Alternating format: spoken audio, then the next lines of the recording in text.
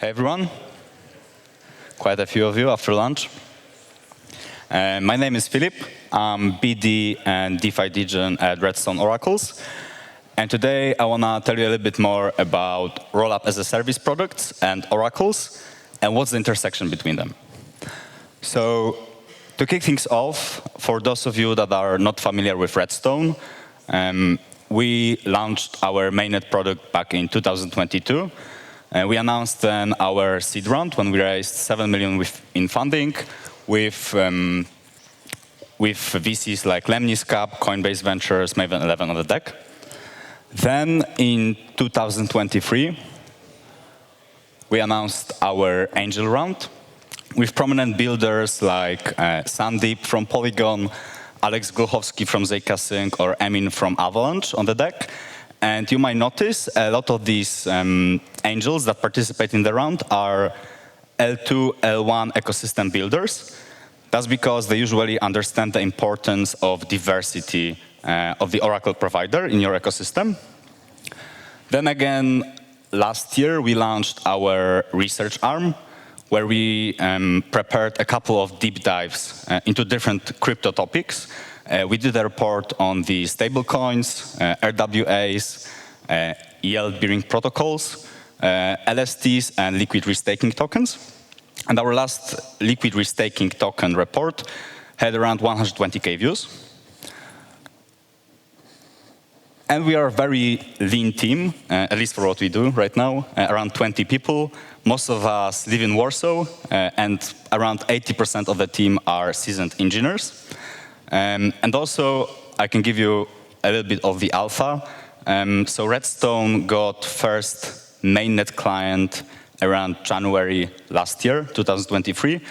And we are currently securing $3.7 billion of TVL. So that's the amount of value that is relying on our price feeds.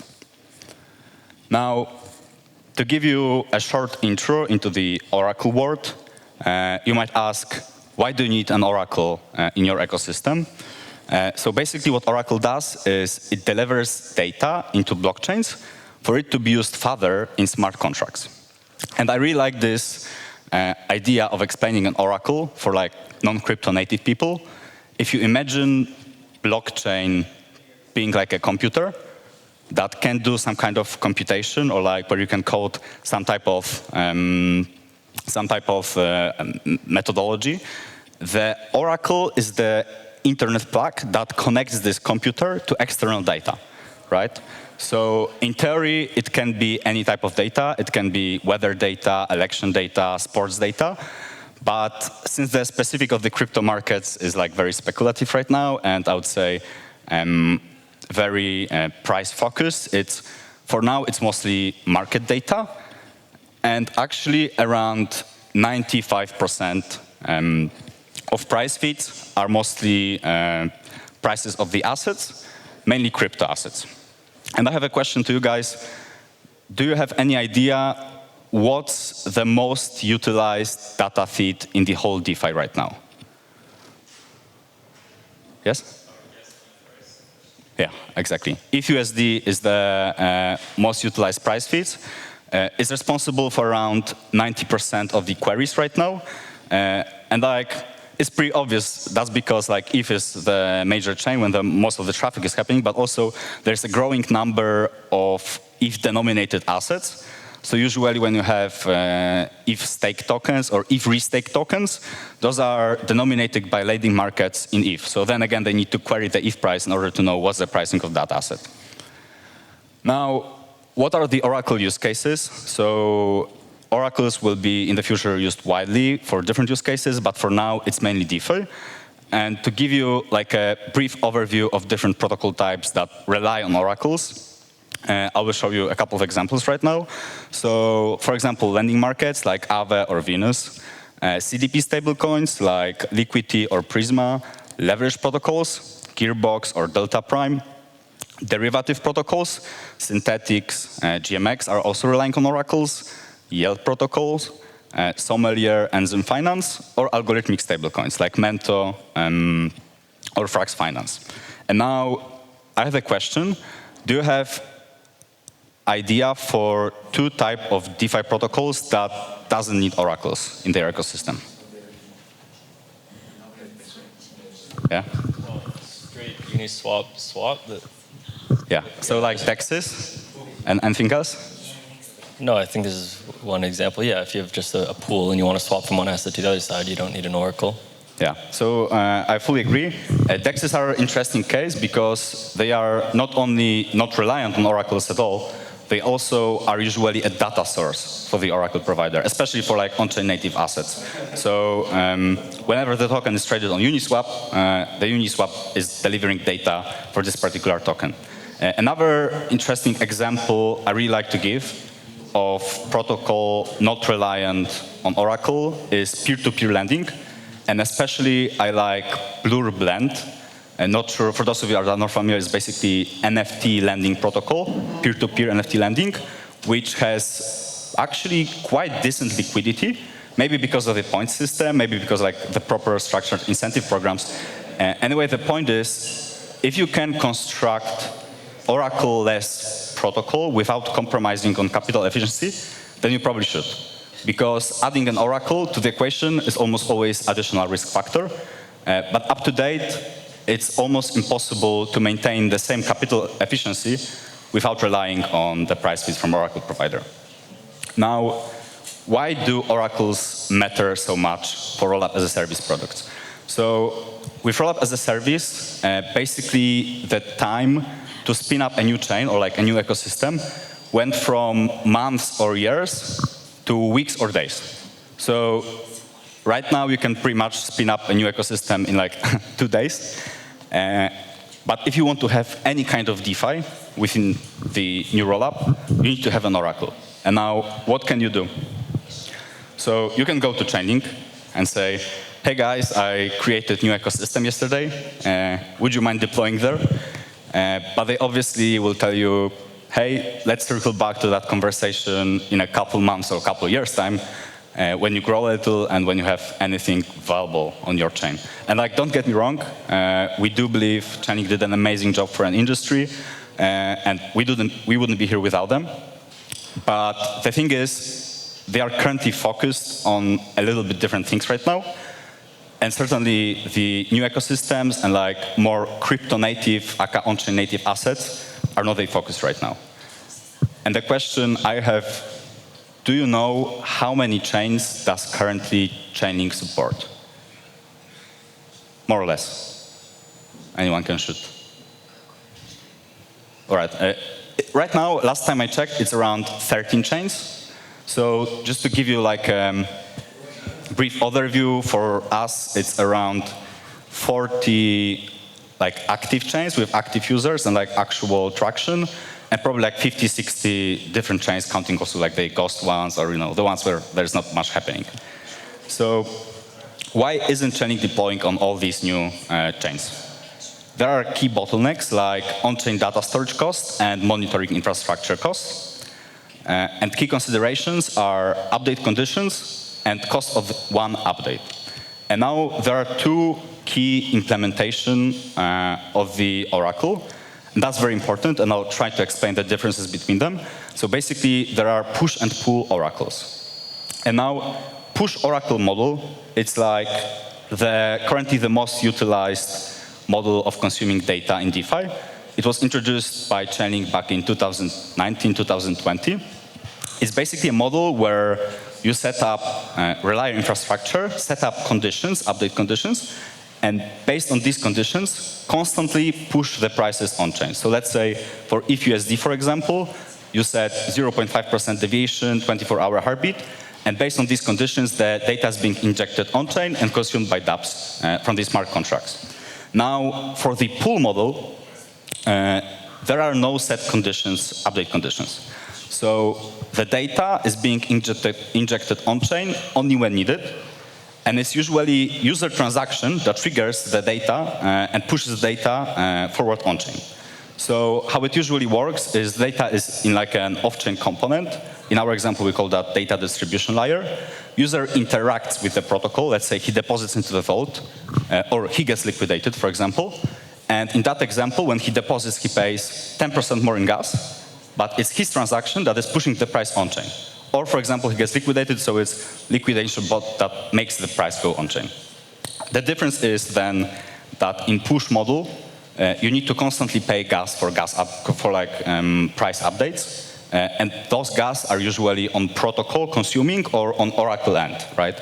Also, very often, like when we have clients coming to us, for example, EtherFi, for like restaking asset providers, if they want to have data feed for their token, so it can be utilized further in DeFi, they are happy to cover these gas updates and like costs of the gas updates solely because it's in their best interest to have the price feed and to have DeFi integrations ready.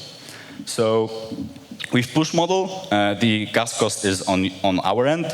In pull model, the gas cost is on user end, but user usually doesn't even notice it because it's like, let's say, 10% of his transaction gas fee, but also it like kind of like gives a check, is the data really needed? And like, is there actual demand for the data if he's ready to pay that gas? Now, in terms of cross-chain scalability, the on-demand model is obviously much more scalable. For example, with our infrastructure, we try to make it for EVMs compatible out of the box. So like integrating with EVM chain with fully shared security and with all assets available in pool model is like very easy. And for standard EVM integrations, it can take just like a few days. In terms of push model, it's non-scalable. So every time it's also reliant on the chain infrastructure, RPCs available, update conditions, and like a lot of monitoring going forward before we actually deploy. And obviously, in terms of number of feeds, in push you need to choose which feeds you want to have available. In pool model, you can deploy with all your production-ready assets right off.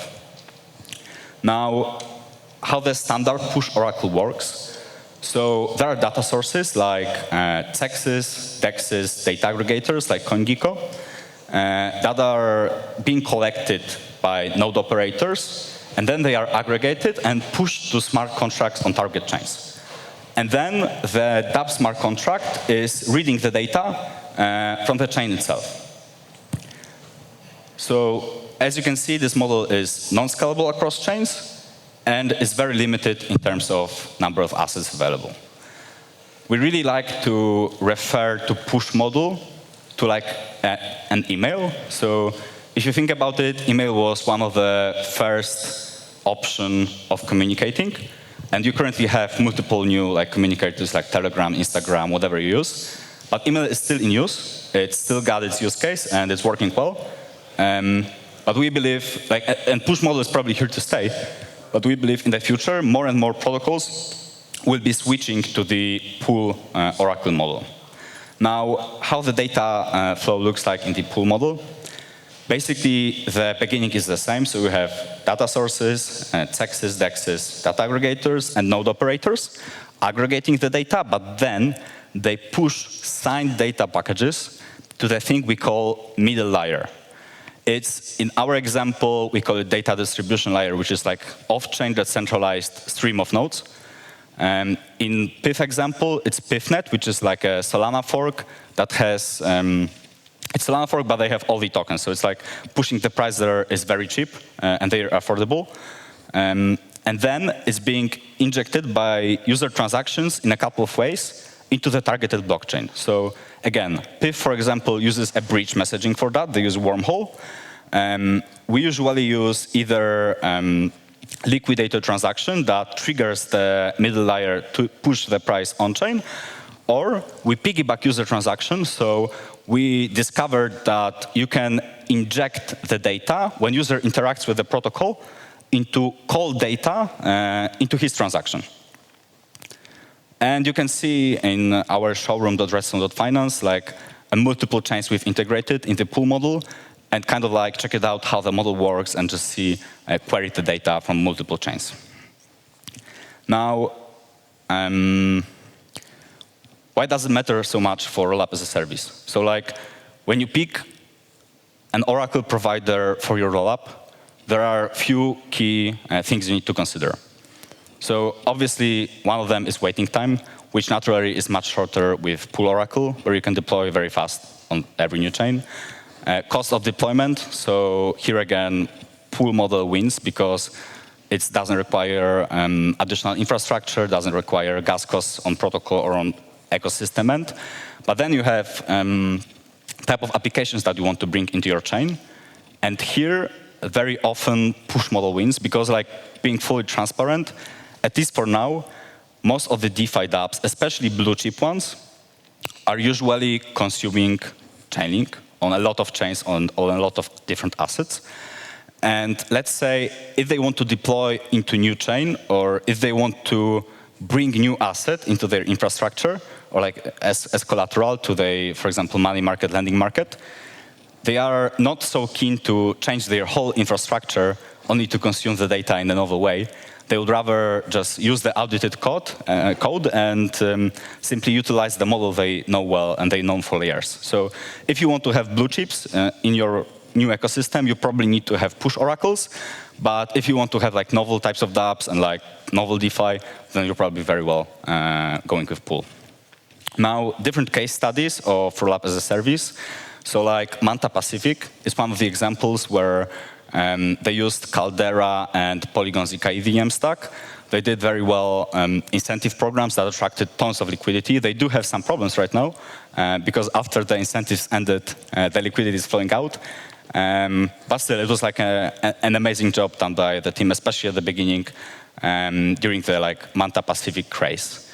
Another example is you might be familiar with a lot of L1 chains, I would say Dino coins, like for example Lisk, which used to have a lot of traction, but now they kind of lack narrative.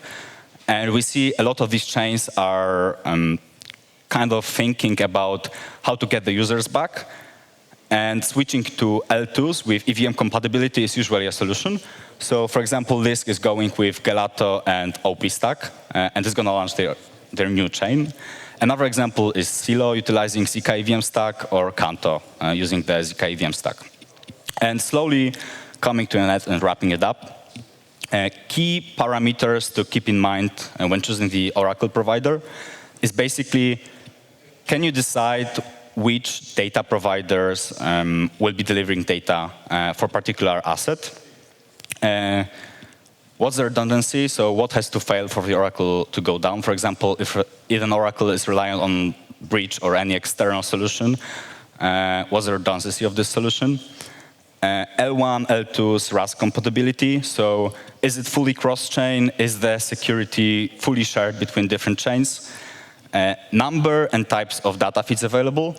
So how easy is to spin up new price feed, but also are all price feeds available on all chains integrated with the Oracle? And on-chain versus off-chain data sources, this is very interesting. So like there is a lot of on-chain native assets popping up. So like if you think about the whole LST or LRT narratives, we went, like as RedStone, we went very hard onto these narratives. We discovered them very early. Is the Oracle provider able to properly aggregate the on-chain native data sources? So like different DEXs, different types of DEXs, and like in multiple different chains and ecosystems. Then price aggregation methodology. So is it robust against wash trading? Now, different Oracle providers have different aggregation methodologies. Some of them use simply volume-based method, which is not the best. We discovered that usually, especially for on-chain native assets, the liquidity threshold is much better. So if you utilize, like if you aggregate data based on the amount of liquidity there is in particular pool, but also add slippage checks on top just to check if the liquidity is there and like if the slippage is not too high, it's usually less less prone to manipulation than if you just use volume-based trading. Historical mispricing and manipulations. So has this Oracle provider failed in the past and how? What is the guarantee? So can you get any kind of damage payout in case something happens? How much do you need to pay for the provider? Fundamentals like governance, tokenomics, audits, and probably 100 different aspects when choosing the Oracle provider for your new ecosystem. Now, at the end, I would love to invite you guys to the ETH Warsaw conference that is happening every year in September. I actually find a lot of similarities to this BlockSplit conference, to E4So. So it's like small builder-focused conference. It's this year, it's 2nd to 9th September. And I think it's a good excuse to come to Warsaw if you are looking for one. The weather is still good in September, so I invite you all to come. And that's pretty much it. If you have any question, feel free to shoot me right here, or I'll be around the venue for the whole day, so hit me up. Thank you.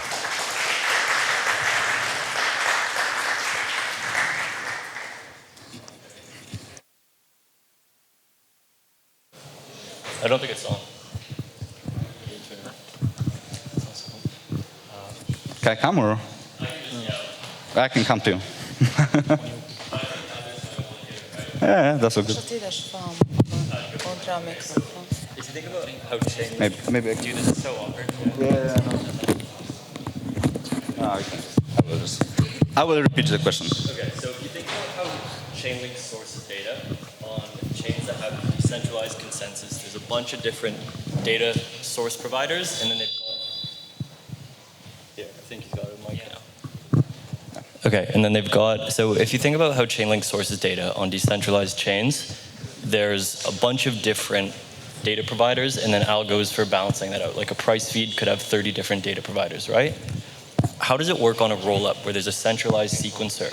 Are you like live tailing the chain and re-computing all blocks to make sure it's valid before providing this to, let's say, like cross-chain, wherever the data is being consumed, you have to source it from a centralized sequencer. So do you see this as risk? Like if you think about how for example, like optimistic rollups, third-party bridges have to recompute the chain, so they're not taking a risk on the challenge period, right? So you have the same issue if you're sourcing the data from the centralized sequencer.